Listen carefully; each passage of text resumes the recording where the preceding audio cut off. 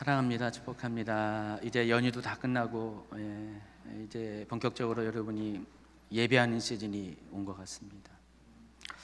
하나님 말씀을 같이 나누도록 하겠습니다. 시편 132편 1절부터 5절까지 말씀입니다. 바로 같이 있습니다. 합독합니다. 여호와여 다윗을 위하여 그의 모든 겸손을 기억하소서.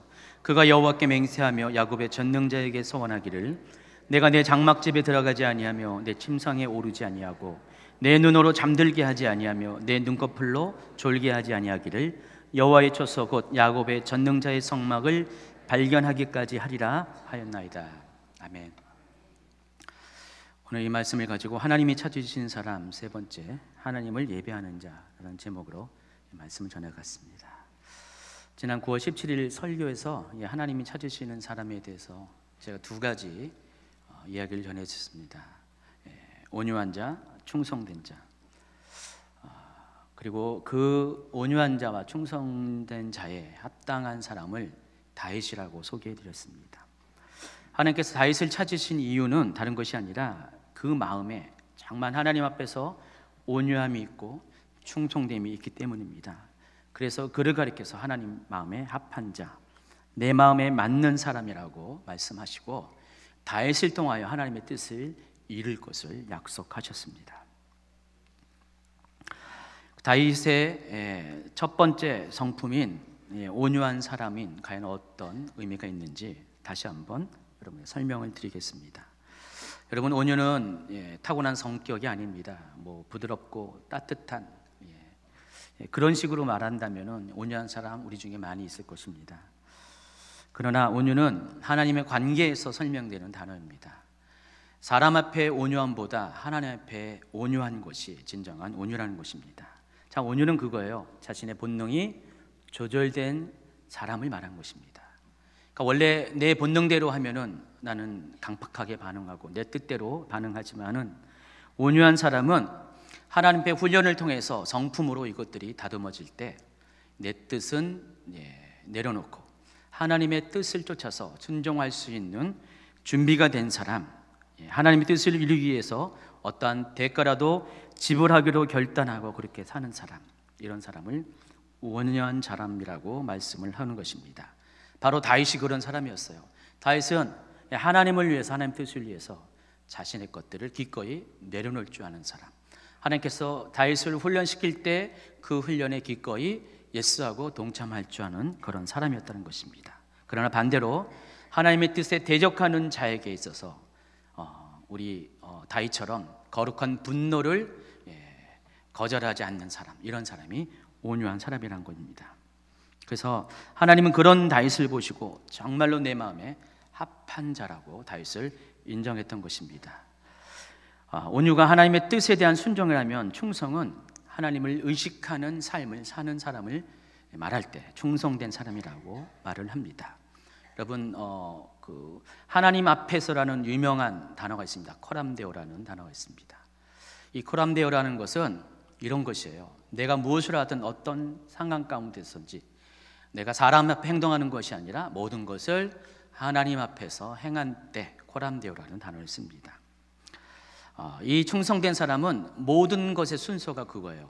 사람 앞에 행하는 것이 아니라, 사람을 의식하는 것이 아니라 모든 것을 나를 지켜보시는 하나님 앞에서 행동하는 사람을 가리켜서 충성된 사람이라고 말씀을 합니다. 그래서 이 충성된 사람의 특징은 처음부터 끝까지 최선을 다합니다. 요령과 술수를 부리지 않습니다. 그냥 오로지 나를 지켜보시는 하나님이 계시기 때문에, 하나님이 언제나 나를 주목하시기 때문에 모든 일에 최선을 다하는 사람이란 것입니다. 그래서 하나님께서 있으라 하신 그곳에, 또 하나님께서 행하신 그것을 묵묵히 감당하는 사람이 충성된 하나님의 일꾼입니다. 그래서 충성된 사람에 대해서 잠언서는 주인의 마음을 시원하게 하는 사람이다라고 소개를 하고 있습니다. 그래서 다윗이 바로 그런 사람이었다는 것입니다. 하나님 보시기에 다윗을 보면은 너무나 하나님 마음이 시원케 하는 사람이라는 것입니다. 다윗은 언제나 내 뜻보다는 하나님의 뜻을 존중하고 하나님이 기뻐하시는 것이 무엇인가를 먼저 찾아서 그것을 먼저 행할 줄 아는 사람, 그리고 사람이 아무리 뭐라 할지라도 하나님의 뜻이라면은 그것을 먼저 우선시하는 사람이 바로 다윗이라는 것입니다. 다윗은 그런 온유함과 충성됨 때문에 하나님을 시원케 하는 사람, 하나님의 마음에 합한 자라는 하나님의 또 칭찬을 받았습니다. 여러분 모두가 그렇게 되길 바랍니다. 온유하고 충성되고 하나님의 마음을 시원케 하는, 하나님이 찾으시는 그 사람 되기를 예수님이 축원합니다. 근데 오늘 본문도 다윗을 또 한 번 언급합니다. 다윗이 대세의 요새는요. 계속해서 설교를 들을 때 다윗에 관한 설교를 많이 듣고 있습니다. 오늘 이 시편 기자는 다윗을 칭찬을 하는데 어떤 칭찬을 하냐면은 1절입니다. 같이 있습니다. 여호와여 다윗을 위하여 그의 모든 겸손을 기억하소서. 하나님 앞에 다윗의 겸손을 기억해달라고 이렇게 요청을 합니다. 도대체 왜 시편 기자는 무엇 때문에 다윗의 겸손을 기억해달라고, 다윗이 어떠했기 때문에 이런 요청을 하는 것일까요? 자, 그 이유가 2절부터 5절까지 쭉 나와 있는데 여러분 예를 듣기 위해서 다른 번역으로 소개를 해드리겠습니다. 새 번역입니다. 같이 있습니다. 주님, 다윗을 기억하여 주십시오. 그가 겪은 그 모든 역경을 기억하여 주십시오. 다윗이 주님께 맹세하고 야곱의 전능하신 분께 서약하기를 내가 내 집 장막에 들어가지 아니하며 내 침상에도 오르지 아니하며 눈을 붙이고 깊은 잠에 빠지지도 아니할 것이며 눈꺼풀에 얕은 잠도 들지 못하게 하겠습니다. 주님께서 계실 장막을 마련할 때까지, 야곱의 전능하신 분이 계실 곳을 찾아낼 때까지 그렇게 하겠습니다 하였습니다. 바로 이것 때문에 시편 기자는 다윗의 이 같은 서원, 이 맹세를 하나님 기억해 달라고, 다윗이 얼마나 겸손한 사람입니까? 이것을 기억해 달라고 하나님께 요청을 하고 있다는 것입니다. 여기 번역해 보니까 우리 개역개정에서는 다윗의 겸손을 기억하려고 그랬는데 이 새 번역에서는 역경이라고 표현을 했습니다. 다른 그 성경을 보니까 흠정역에서는 고통이라고 번역을 했고요. 공동 번역에서는 다윗이 얼마나 애썼는지를 생각해 달라고 이렇게 표현을 했습니다.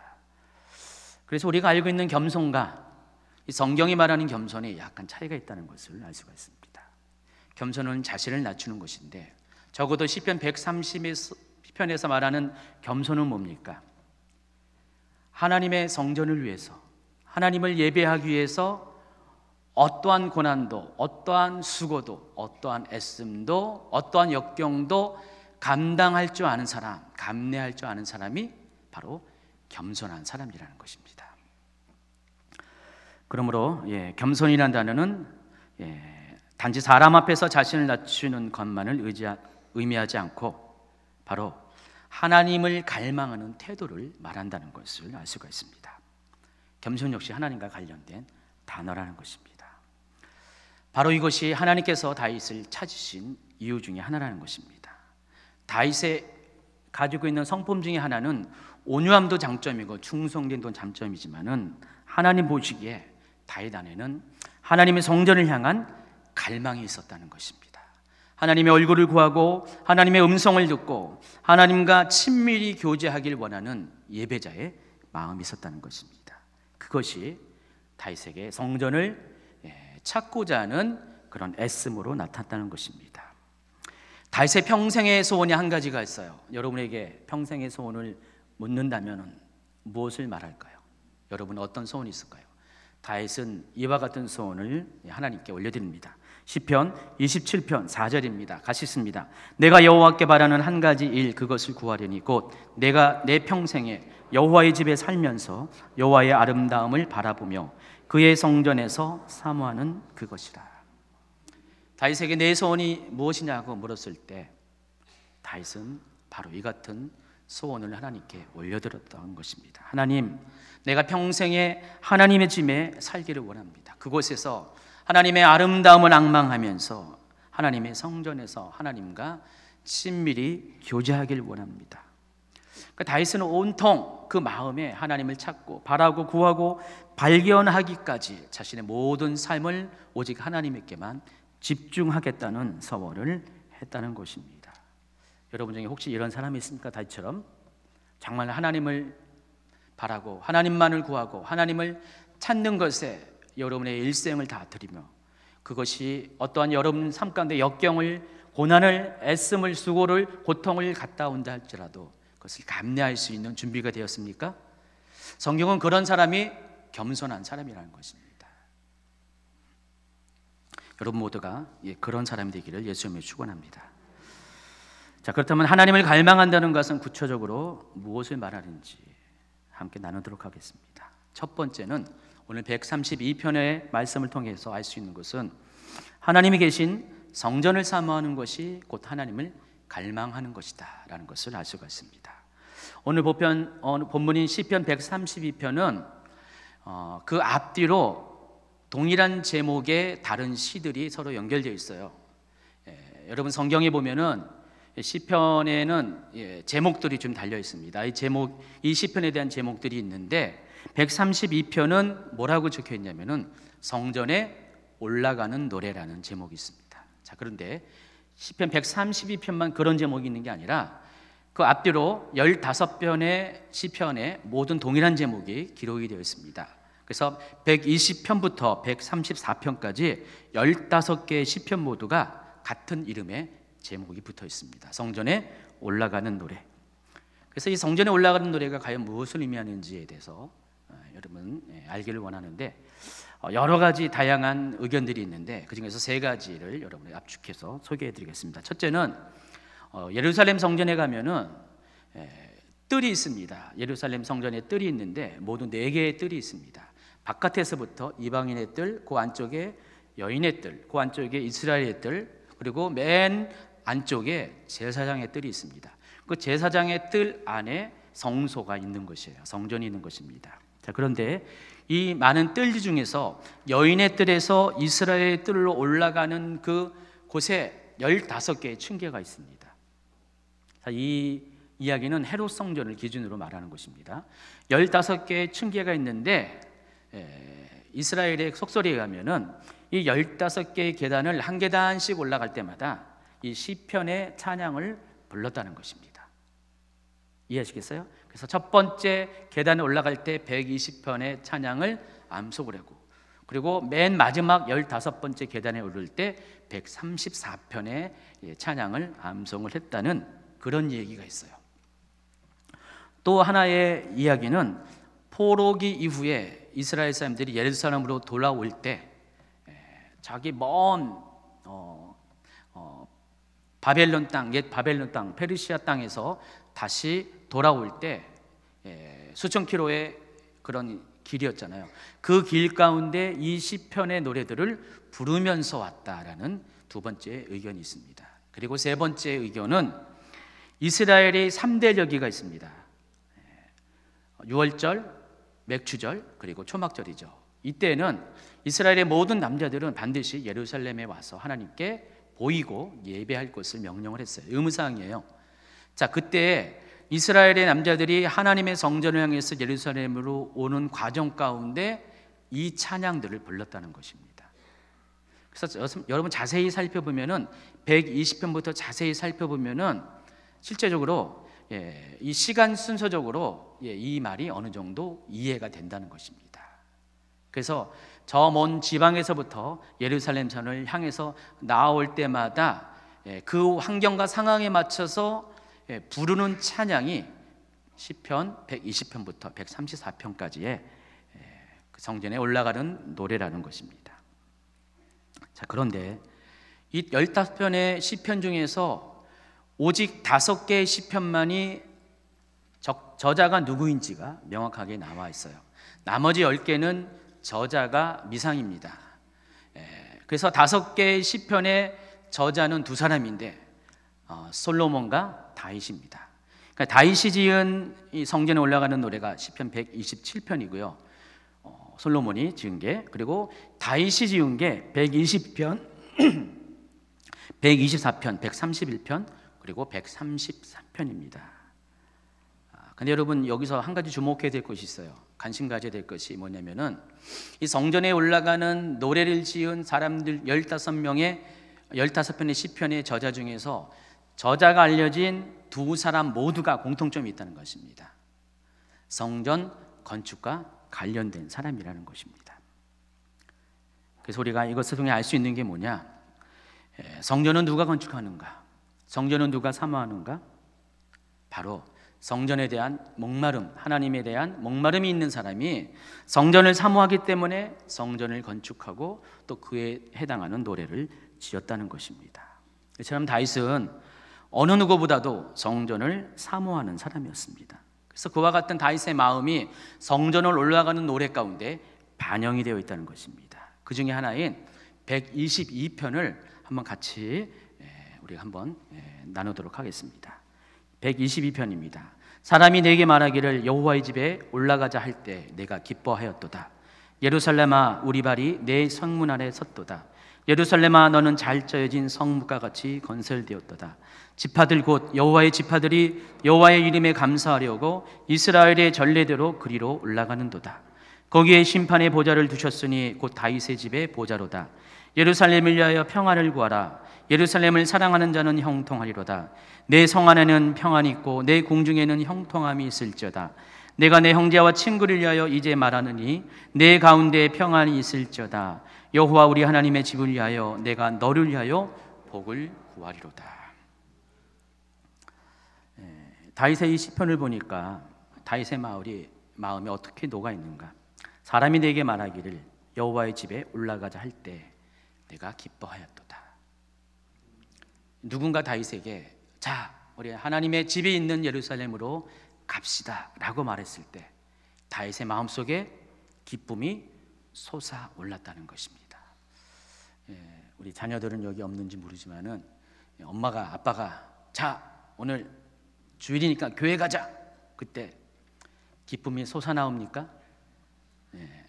그런 사람은 다윗과 같은 사람이에요. 근데 또가 왜가 하면서 억지로 온 사람이 혹시 있습니까 여기? 그런 사람은 성전을 사모하지 않은 사람입니다. 다윗과 반대되는 사람이라는 것입니다. 다윗은 성전에 가는 것을 너무나 기뻐했어요. 하나님의 처소에 가는 것이 그의 삶 가운데 가장 기쁜 일이고 가장 원하는 일이었다는 것입니다. 그래서 다윗은 하나님의 처소가 있는 예루살렘을 그렇게 사랑을 했어요. 예루살렘을 너무나 좋아했다는 것입니다. 그래서 4절에 보니까 여호와의 지파들이 여호와의 이름에 감사하려고 이스라엘의 전례대로 그리로 올라간다 라는 이 표현이 바로 아까 제가 말씀드린 바로 여호와의 3대 절기 가운데 이스라엘의 모든 남자들이 예루살렘 성을 향하는 그것을 묘사를 하고 있다는 것입니다. 그곳에는 평안이 있고요. 또 그 예루살렘을 위해서 평안을 구할 것을 명령을 합니다. 그리고 하나님 집을 위해서 다윗이 이 시편 가운데 하나님을 찾는 사람들에게 복을 기원하는 내용들이 9절에 적혀 있습니다. 이처럼 다윗은 정말 하나님의 집을 사모하는 사람이었습니다. 다시 132편으로 돌아갑니다. 이 132편은 다윗이 지은 시가 아니에요. 그러나 다윗과 관련된 시라는 것입니다. 특별히 성전과 관련된 시라는 것입니다. 시편 132편을 보면 다윗이 얼마나 성전을 사랑했는지 그리고 다윗 안에 얼마나 성전을 향한 열정과 갈망이 있는지 그 다윗의 심정이 그대로 녹아 있다는 것입니다. 오죽하면은 하나님의 성전을 발견하기까지 잠도 안 잘 것입니다. 집에도 안 들어가고 침대도 안 올라가고 잠도 안 자는데 갑자기 옅은 잠이 온다 할지라도 그것까지 쫓아내겠습니다 할 정도로 결단을 했다는 것입니다.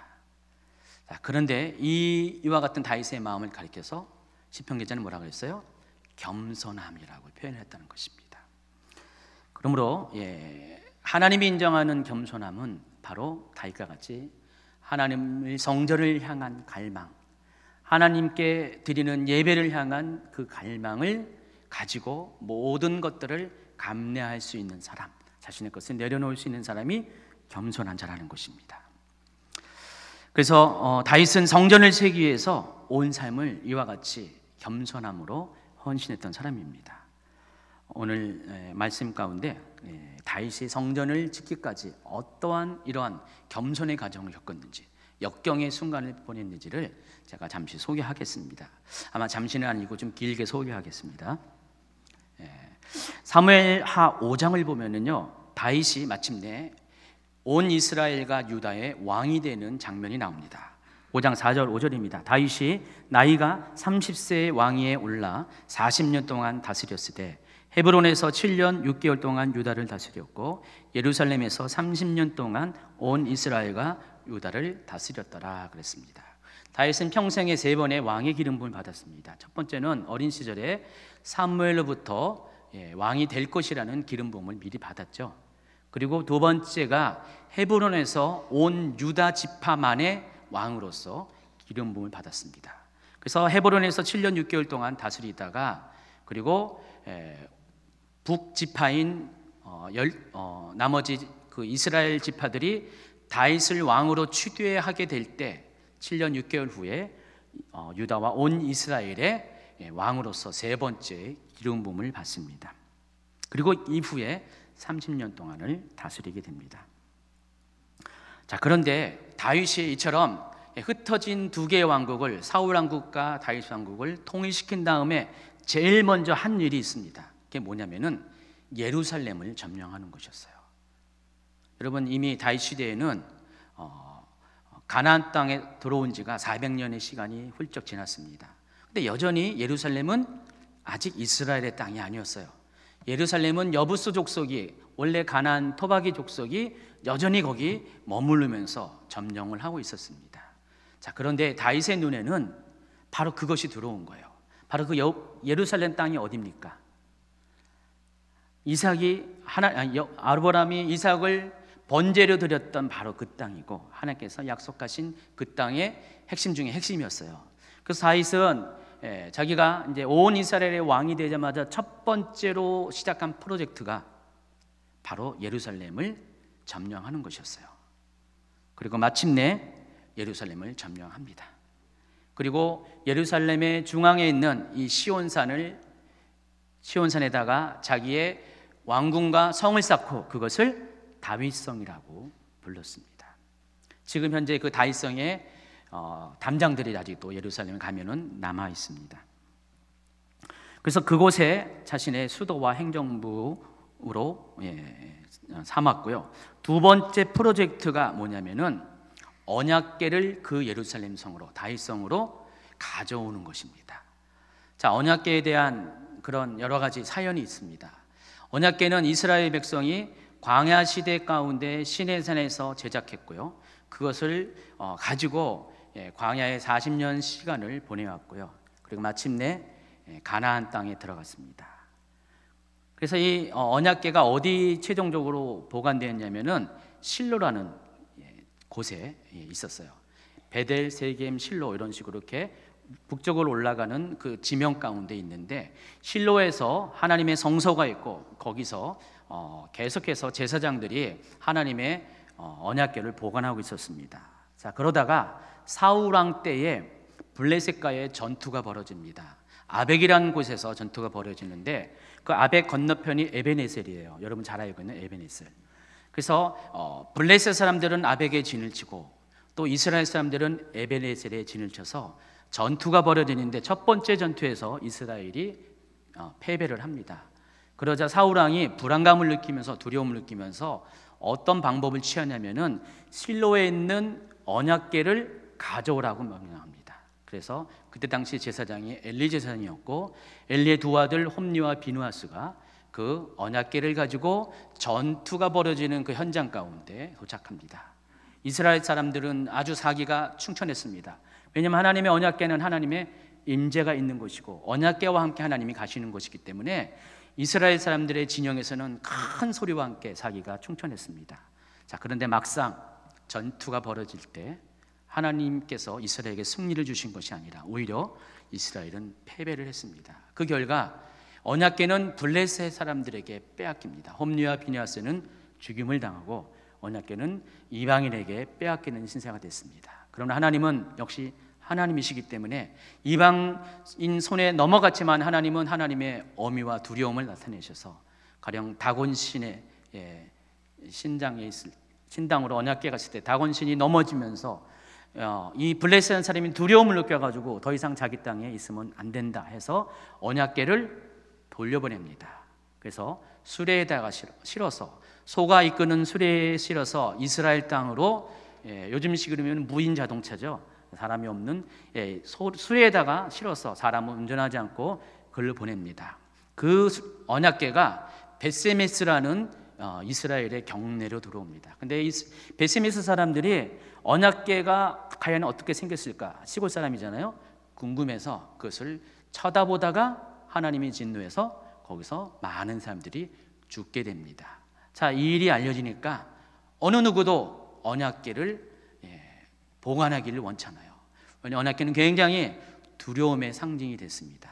그래서 이 언약궤는 예루살렘으로 가지 못하고 원래 있던 실로로 가지 못하고 그 기랏 여압이라는 마을에 그 아미나답이라는 사람 집에서 거기서 머뭅니다. 그리고 20년 동안 언약궤가 거기 있게 됩니다. 다윗은 바로 그 사실을 알았어요. 그리고 그 언약궤를 다윗성으로 예루살렘 성으로 다시 가져와야 된다는 그런 부담감을 느끼고 그것을 위한 프로젝트를 계획합니다. 그 이야기가 사무엘하 6장 1절 2절에 나와 있습니다. 같이 읽어볼까요? 다윗이 이스라엘에서 뽑은 무리 3만 명을 다시 모으고 다윗이 일어나 자기와 함께 있는 모든 사람과 더불어 바알레 유다로 가서 거기서 하나님의 궤를 메어 오려 하니 그 궤는 그룹들 사이에 좌장하신 만군의 여호와의 이름으로 불리는 것이라 그랬습니다. 드디어 언약궤를 이송합니다. 근데 문제가 생겼어요.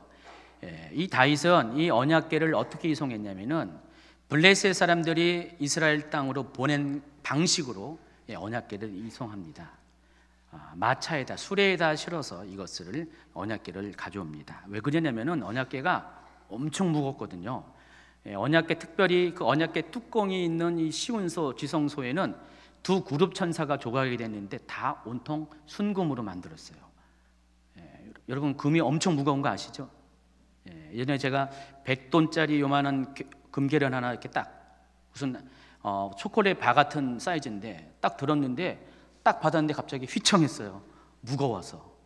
부피는 작은데 그 질량이 너무나 이렇게 밀도가 커서 굉장히 무게가 나갑니다. 근데 사람 모양만 같은 상반신 모양과 같은 이 두 천사가 그 뚜껑에 있어요. 얼마나 무겁겠어요. 그러니까 다윗이 쉬운 방법으로 하나님이 명령하시지 않은 이방인들이 했던 그 방식으로 수레에 실어서 언약궤를 가져옵니다.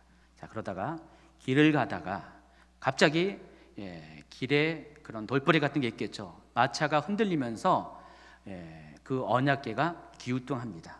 그러니까 그 언약궤 후송을 책임졌던 우사라는 사람이 있었는데 갑자기 여기 소가 놀라고 언약궤가 휘청거리니까 언약궤를 보호하고자 손을 뻗쳐서 우사하면서 손을 뻗쳐서 잡았습니다. 근데 하나님께서 우사를 어떻게 해요? 우사하고 죽이셨어요. 진노하셨어요. 이 개그는 제가 원조가 아니라 최은야 목사님이 작년 모시에 무슨 예배 때 했던 거예요. 제가 그래서 우사했어요. 그래서 우사가 죽어버립니다. 그러니까 다윗이 어때요? 갑자기 기가 꺾여버린 거예요. 이미 그런 역사가 있었는데 또 한 번의 이 언약궤로 인해서 사람이 죽게 되니까 두려움을 갖습니다. 그리고 모든 프로젝트를 중단합니다. 그리고 이 언약궤가 어디로 가냐면 그 이후에 블레셋 사람, 가드 사람이라고 여기 나오는데 가드는 블레셋 사람이에요. 오벳 에돔의 집에 그 언약궤가 갑니다. 그러니까 이스라엘 사람들에게 안 가고 그 저주가 있으니까 어디로 보여요? 이방인의 집에 보냅니다. 그 내용이 사무엘하 6장 9절 10절입니다. 다윗이 그날에 여호와를 두려워하여 이르되 여호와의 궤가 어찌 내게로 오리요 하고 다윗이 여호와의 궤를 옮겨 다윗성 자기에게로 메어 자기를 즐겨하지 아니하고 가드 사람 오벳 에돔의 집으로 메어 간지라. 자, 석 달 뒤에 갑자기 소식이 들려옵니다. 오벳 에돔이 복을 받았더라. 사람들이 막 그 얘기를 하는 거예요. 자세히 들어보니까 하나님의 언약궤가 그 집에 들어갔는데 그때부터 오벳 에돔의 집이 잘 되고 잘 된 거예요. 그래서 다윗이 다시 용기를 얻습니다. 하나님의 진노가 그쳤구나. 그래서 이 오벳 에돔의 집에서 다시 언약궤를 모셔오기로 결정을 합니다. 이번에는 수레에 실지 않습니다. 율법에 정한 대로 제사장들을 그곳에 보냅니다. 그리고 그 궤를 어깨에 메어서 메고 오게 합니다. 그런데 사무엘하 6장에 보니까 13절입니다. 여호와의 궤를 맨 사람들이 6걸음을 가매 다윗이 소와 살찐 송아지로 제사를 드렸다 그랬습니다. 6걸음 갔는데 제사를 드리는 거예요. 그리고 또 6걸음을 간 다음에 또 제사를 드려요.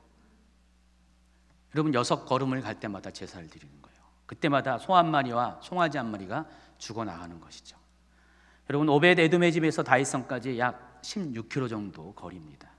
16km를 오면서 계속해서 6걸음마다 제사를 드리고 얼마나 시간도 많이 걸렸을 것이고 얼마나 많은 희생제물을 드렸습니까? 이것은 여러분 아주 그때 당시 여러분이 그 모습을 보면은 언약궤가 뭐길래 도대체 이렇게 지극정성을 할까 드릴까라는 생각을 할 정도로 굉장히 언약궤를 모셔오는 과정이 쉽지가 않았다는 것입니다.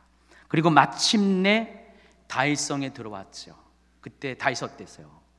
난리가 났어요. 춤추고 뛰어놀면서 다윗의 입은 옷이 그 속옷이 아래 속옷이 없는데 하도 너무나 신나게 춤을 추다 보니까 기뻐서 다윗의 하체가 보일 정도로 다윗은 즐거워했습니다.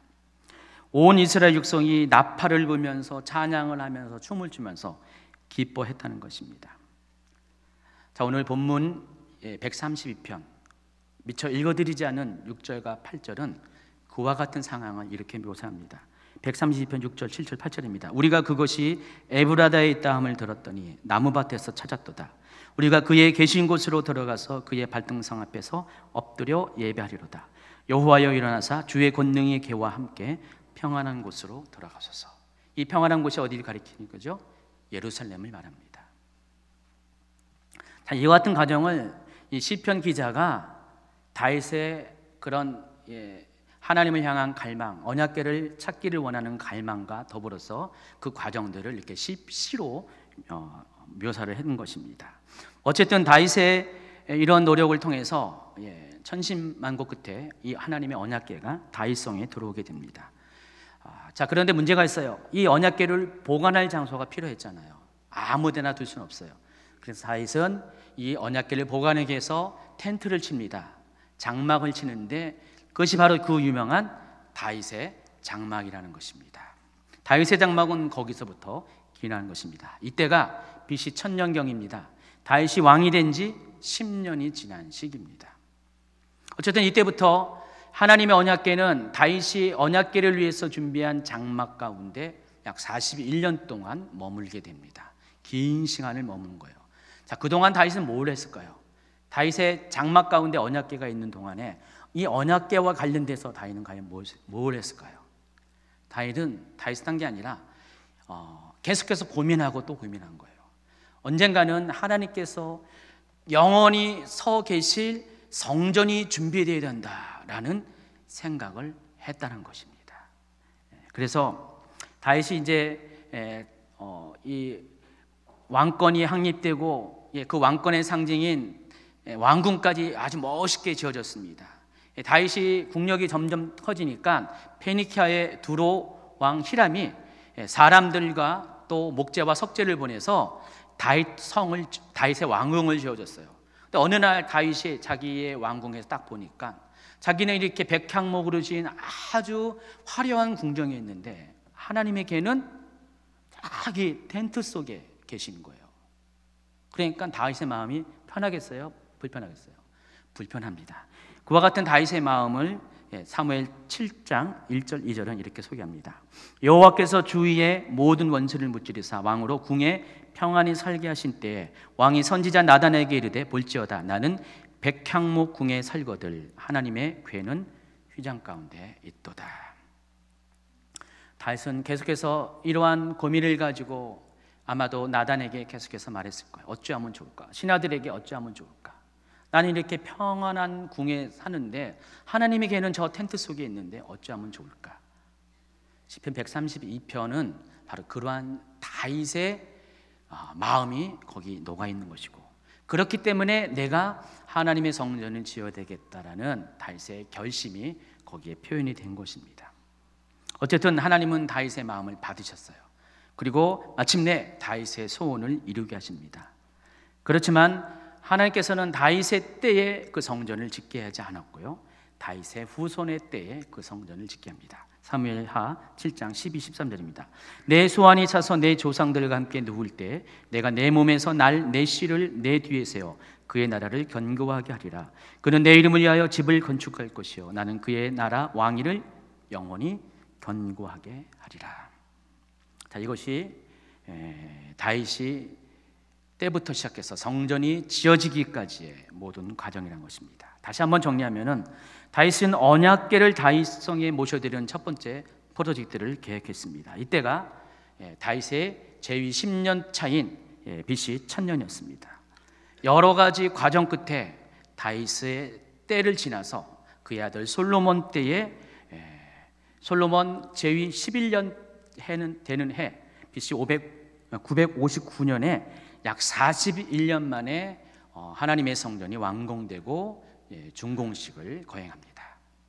자, 이것이 성전이 지어기까지 과정입니다. 자, 그런데 이 과정 중에 너무나 많은 시간이 흘렀고요, 너무나 많은 애씀이 있었고 많은 사람들의 헌신과 수고가 있었다는 것입니다. 하나님은 이 모든 과정 끝에 성전을 짓게 하셨다는 것입니다. 그런데 가장 중요한 것이 한 가지가 있어요. 이 모든 성전을 짓는 과정 가운데 빼먹지 말아야 될, 꼭 기억해야 될 것은 바로 이 성전을 지우는 데 있어서 처음부터 끝까지 성전을 지우게 하는 모든 동기는 바로 다윗 안에 있었다는 것입니다. 성전을 사모하는 열망 때문에, 다윗 안에 있는 하나님의 성전을 사모하는 그 열망 때문에, 갈망 때문에 하나님의 성전이 지어졌다는 것입니다. 여러분, 다윗이 하나님의 성전을 지을 때 하나님이 냉큼 그래 좋다 고맙다 그렇게 하셨어요? 안 그랬거든요. 하나님은 성전 필요 없다 그랬어요. 나는 그냥 이 성막에 있어도 상관이 없다 그랬습니다. 그런데 하나님이 성전 짓는 걸 허락한 이유는 다른 것이 아니라 다윗 안에 있는 그 성전을 향한 열망이 어떠한 것을 너무나 알았기 때문에, 평생을 한 가지 소원을 가지고 살았던 것을 알았기 때문에 하나님은 다윗의 마음을 통해서 그것을 허락하셨다는 것입니다. 성전은 그와 같은 사람에 의해서 지어지는 것입니다. 하나님께서 다윗을 찾으신 이유가 다른 것이 아닙니다. 다윗의 온유한 성품, 충성된 성품도 있었지만은 이처럼 하나님의 성전을 향한 사모하는 마음이 있었기 때문에 그렇습니다. 하나님의 성전을 사모하는 사람의 특징은 뭐예요? 하나님을 예배하는 것을 갈망한다는 것입니다. 오직 하나님을 예배하는 것 때문에 성전을 사모하는 것이죠. 성전은 여러분 껍데기죠. 건물에 불과하죠. 그러나 성전이 중요한 것은 그 안에 언약궤가 있고 그 언약궤 안에 임재하시는 하나님의 그 실존이 있기 때문에 다윗은 바로 그것 때문에 성전을 짓기를 원했다는 것입니다. 다윗의 시대에 텐트 가운데 있었어요. 그걸로 충분할 수도 있었어요. 그렇지만은 다윗의 보기에는 이 텐트는 영원한 것이 아니거든요. 언제 다시 거쳐질 수도 있고, 그러나 다윗의 생각에는 영원한 건축물 안에, 그런 지어진 돌과 석재로 목재로 지어진 그런 성전 안에 하나님의 궤가 모셔드리기를 원했다는 것입니다. 이와 같은 다윗의 열망이 마침내 성전을 짓게 했다는 것입니다. 여러분도 어쨌든 간에 다윗처럼 하나님이 찾으시는 그 사람이 되길 원합니다. 성전을 향한 열망을 가진 그런 사람이 되길 예수님을 축원합니다. 근데 왜 우리가 성전을 향해서 이토록 다윗처럼 갈망을 해야 될까? 화려함 때문에, 웅장함 때문에, 편리함 때문에 그런 것이 결코 아니라는 것입니다. 다윗 성전을 사랑한 이유는 거듭거듭 말씀드리지만은 성전 안에 하나님의 임재가 있었기 때문입니다. 여러분, 그 하나님의 언약궤는요, 말씀드린 것처럼 두 천사가 이렇게 서로 맞대어서, 날개를 맞대어서 있는 형상이, 조각이 있는 그 속죄소라는 언약궤 뚜껑이 있습니다. 실제로 하나님은 거기에 임하셨어요. 그래서 이 천사가 날개를 맞대 있는 이 장면이 마치 의자를 연상케 합니다. 하나님이 거기에 앉으시라는 것입니다. 실제로 그 당시의 사람들은 어떻게 믿고 있었냐면은 하나님이 불꽃 가운데 거기 임하신다고 믿고 있었어요. 광야의 여정 가운데서는 하나님이 거기서 구름 기둥으로 바로 그 장소에서 구름 기둥이 올라갔고요. 또 밤에는 불 기둥이 올랐잖아요. 그리고 다윗 시대 때는 바로 그 파란 불꽃, 하나님의 임재를 상징하는 파란 불꽃이 바로 그 언약궤 뚜껑, 속죄소 시운소 위에서 보였다고 믿고 있습니다. 그래서 다윗은 자신이 지은 그 장막에 들어갈 때마다 바로 그 장면을 목도한 거예요. 여러분, 여기 언약궤가 있습니다. 저 거기서 예배를 드리려고 딱 들어왔는데 바로 자기 눈앞에 보이는 그 장면이 하나님의 언약궤가 있고 바로 하나님의 임재를 상징하는 하나님 불꽃이 딱 보여질 때 다윗은 어땠어요? 그때마다 가슴이 두근거렸을 거예요. 흥분했을 것이에요. 그래서 다윗은 그 장면을 볼 때마다 하나님의 임재를 느꼈고, 그리고 계속해서 예배하기를 사모한 거예요. 아침에도 장막에 들어왔고 저녁에도 장막에 들어왔고 수시로 장막에 들어와서 하나님의 임재를 확인하기를 원했다는 것입니다. 다윗은 바로 그와 같은 경험을 했기 때문에 이 하나님을 만나는 기쁨이 그냥 텐트에서 언젠가는 없어질 텐트에 있는 것이 아니라 영원히 존재할 성전에서 있기를 원해서 성전을 짓기를 사모했다는 것입니다. 이와 같이 하나님을 임재를 갈망하는 것들은 다윗 안에 있는 하나님이 보시기에 아름다운 성품입니다. 그래서 우리가 어떻게 다윗처럼 하나님의 임재를 구할 수 있는가에 대해서 설명을 해드리겠습니다. 그것에 대한 힌트가 다윗의 장막에서 찾아볼 수가 있습니다. 다윗의 장막에서의 특징은 뭐예요? 하나님의 임재가 그대로 보이는 곳이라는 것입니다. 약 40일 동안에 이 다윗의 장막은 존속했습니다. 단지 언약궤를 모셔드는 장소가 아니었어요. 이곳은 실제로 하나님을 예배하는 장소였습니다. 자, 그런데 다윗의 장막의 특징이 있어요. 이 다윗의 장막은 기존의 성막과도 달랐어요. 또 앞으로 지어질 성전과도 달렸습니다. 다윗의 장막만에 한 가지 특징이 있었는데 그것은 다른 것이 아니라 이 다윗의 장막에서는 언제나 하나님을 찬양하는 찬양이 있었다는 것입니다. 이 다윗의 장막에는 지성소와 성소를 구분하는 휘장이 따로 없었어요.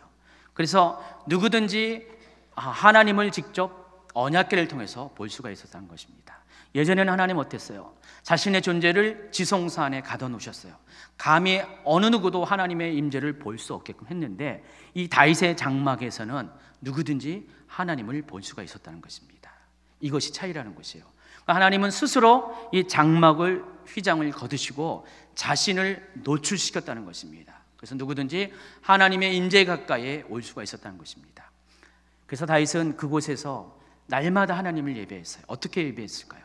찬양과 경배를 통해서 예배를 했다는 것입니다. 그래서 다윗의 장막에서는 하루 24시간 1년 365일 매일같이 순간순간마다 하나님을 찬양하는 찬양 소리가 떠나지 않았습니다. 성가대가 있었고요. 그리고 악기가 있었고요. 거기에 많은 레위인들이 하나님을 찬양하는 그런 찬양의 소리가 계속해서 들렸다는 것입니다. 역대상 16장 1절에 보니까 하나님의 궤를 메고 들어가서 다윗이 그것을 위하여 친 장막 가운데 두고 번제와 화목제를 하나님께 드리리라 하면서 하나님의 장막, 다윗의 장막 안에서 드리는 예배를 이렇게 묘사하고 있습니다. 37절입니다. 다윗이 아삭과 그의 형제를 여호와의 언약궤 앞에 있게 하며 항상 그 궤 앞에서 섬기게 하되 날마다 그 일대로 하게 하였고 그랬어요. 여기 아삽이라는 사람이 누군지 아세요?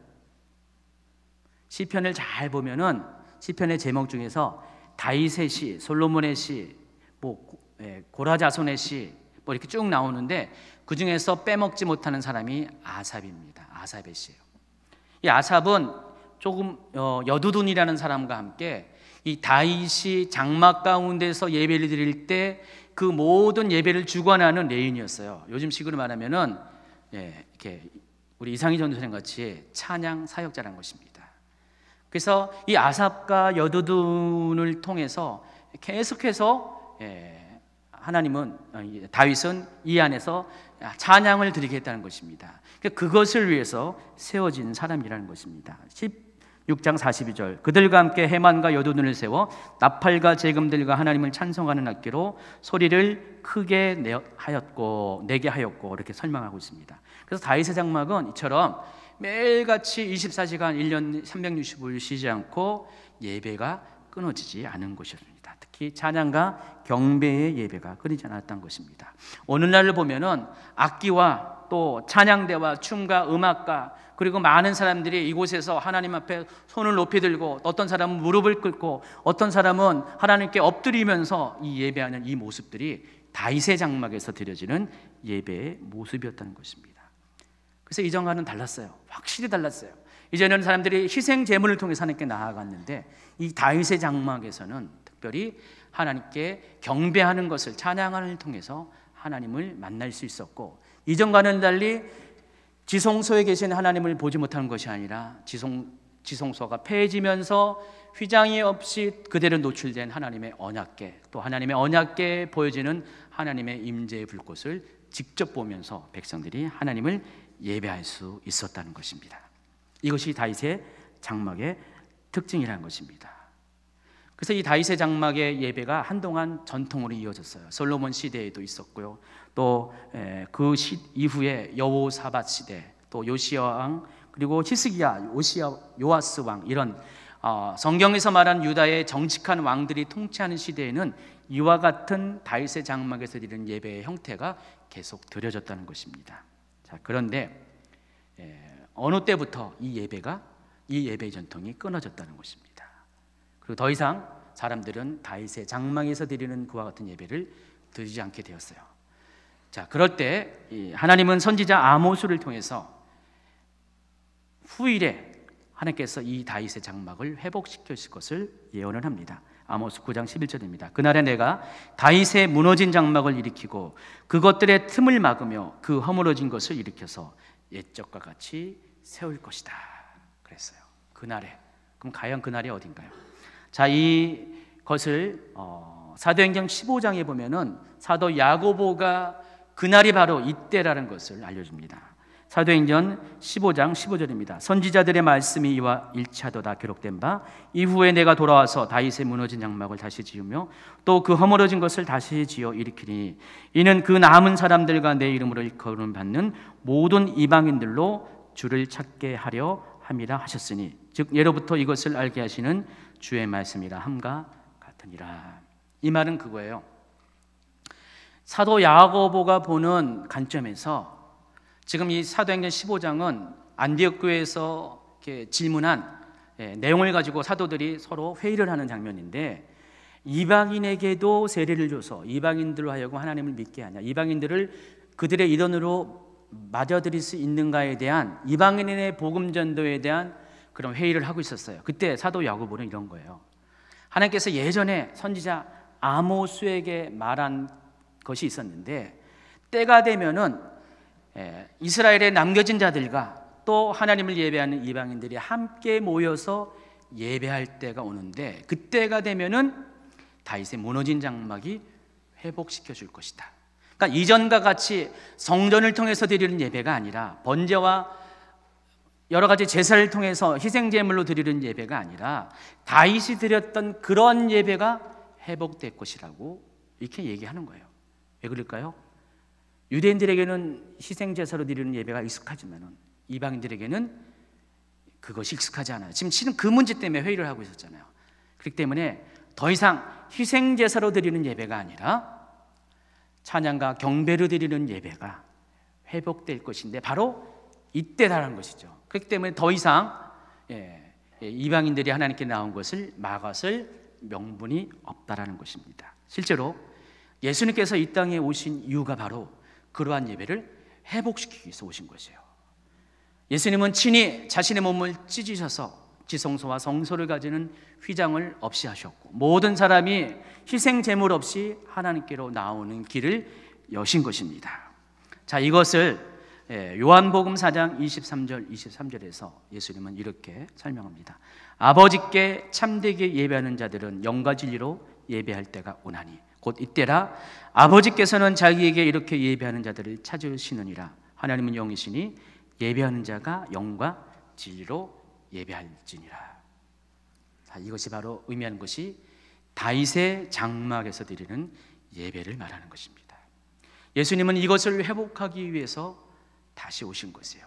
그래서 예수님은 성전을 무너뜨리시고 돌로 지은 성전을 무너뜨리시고 자신의 육체의 죽음과 함께 성전을 무너뜨리시고 그리고 새로 하나님께 허락하신 다윗의 장막과 같이 신령과 진정으로 드리는 예배의 처소를 허락하셨다는 것입니다. 그리고 성령께서 여러분의 마음에 내주하셔서 여러분을 성전 삼으셔서 여러분 자체가 성전이 되어서 마음껏 하나님을 찬양할 수 있는 길들을 열어놓으셨다는 것입니다. 그래서 예수님이 오신 이후에 성령께서 임재하신 이후에 모든 예배는 다윗의 장막에서 드리는 예배와 같이 성령 안에서, 성령의 실제 안에서 하나님을 경험하면서 드리는 예배가 되어진다는 것입니다. 근데 이러한 예배를 다윗은 오래전에 알았다는 것이에요. 예수님이 오시기 전 1000년 전에 이 예배를 먼저 드렸어요. 대단한 사람이죠. 하나님이 왜 다윗을 찾으셨는지, 왜 다윗을 인정했는지를 여러분 이해하시기 바랍니다. 실은 다윗의 그 같은 행동은 그때 당시 보면은 이단이에요. 이단. 그렇잖아요. 희생 제물 없이, 물론 희생 제물을 번제단에서 앞에서 드려요. 드리긴 드리지만은 전통적인 성막의 제사를 드리는 것도 아니잖아요. 성막의 모든 규례대로 드리는 것도 아닌데 아주 파격적인 것이었어요. 근데 그럼에도 불구하고 하나님은 그 예배를 기뻐하셨고 그 같은 예배를 드리는 다윗을 인정하셨고 너야말로 겸손한 사람이다. 너야말로 내 마음에 합한 자다라고 인정을 하셨다는 것입니다. 그러므로 우리가 지금 찾아야 될 것, 회복해야 될 것 뭐죠? 다윗처럼 하나님을 그렇게 예배하는 예배자의 그런 영을 여러분이 회복하셔야 된다는 것입니다. 여러분 그동안 여러 가지 의식을 가지고 율법의 토대 안에서 그냥 억지로 끌려오는 예배를 드렸다면 이제부터는 여러분의 예배가 바뀌셔야 됩니다. 다윗처럼 예배를 드리세요. 다윗처럼 하나님의 성전에서 뛰놀고 찬양하며 심지어 옷이 벗겨진 것도 의식하지 않으면서 부끄러움도 극복하면서 하나님을 예배하는 예배자가 되길 바랍니다. 아마 아까 그 경배 찬양 시간에 어떤 분들은 남들이 막 손을 들고 막 무릎 꿇고 찬양할 때 쭈뼛쭈뼛했을 거예요. 그렇죠? 좀 이상하다. 내가 드린 예배와 다르다. 막 그렇게 생각했을 것이에요. 그러나 이 찬양한 사람들의 모습을 어때요? 여러분이 뭘 느낍니까? 정말 그분들 안에 자유가 있고 하나님의 함께하는 것을 느끼지 않았습니까? 그 안에 회복을 주시고 그 안에 치유를 주시고 그 안에 하나님을 만나는 기쁨을 주신 것들을 여러분도 경험하길 바랍니다. 하나님은 그러한 예배자를 지금도 찾고 계시고 그렇게 그 예배를 위해서 자신의 모든 것들을 감수하는 사람, 고통을 참아내는 사람, 역경을 통과하는 사람을 가리켜서 겸손한 자라는 것입니다. 얼마나 겸손해요? 저는 약간 덜 겸손한 것 같아요. 저도 아직도 그런 것에 자유롭지가 못해요. 물론 다리가 아파서 그런 것도 있지만은 실제로 이렇게 막 땅바닥에서 엎드려서 예배드리고 그런 것을 아직은 잘 못해요. 근데 그렇게까지라도 우리는 예배자로서 계속 하나님께 서 나가야 된다는 것입니다.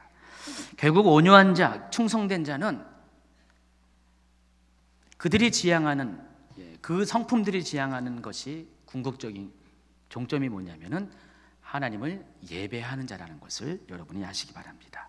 하나님을 예배하는 자는 주의 장막을 사랑하는 자입니다. 주의 장막을 사랑하는 자는 하나님의 임재를 사랑하는 자고 그리고 그 사랑 때문에 그 열정 때문에 하나님은 그를 통해서 내가 내 일을 이룰 것이다 라고 약속을 하신 것입니다. 지금 이곳이 바로 이와 같은 다윗의 장막이 되기 원합니다. 여러분에 계신 가정과 여러분이 예배하는 그 순간순간이 다윗의 장막이 되길 원하고요. 무엇보다도 여러분 자신이 다윗이 되기를 바랍니다. 하나님은 온 마음과 힘과 영과 뜻을 다해서 하나님을 예배하는 자, 성령의 실제 안에서 예배드린 자를 지금도 찾고 계십니다. 그리고 그 장소에 여러분을 초청하십니다. 여러분 모두가 그렇게 되기를 예수님의 이름으로 축원합니다. 아멘.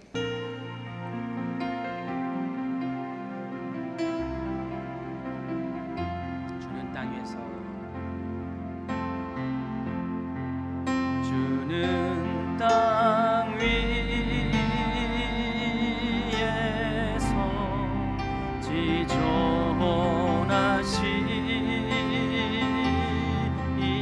지존하시고 주만이 참된 나의 신이라.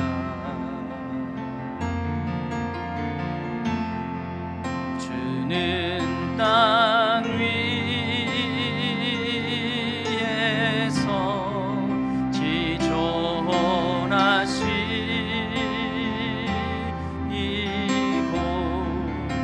주만이 참된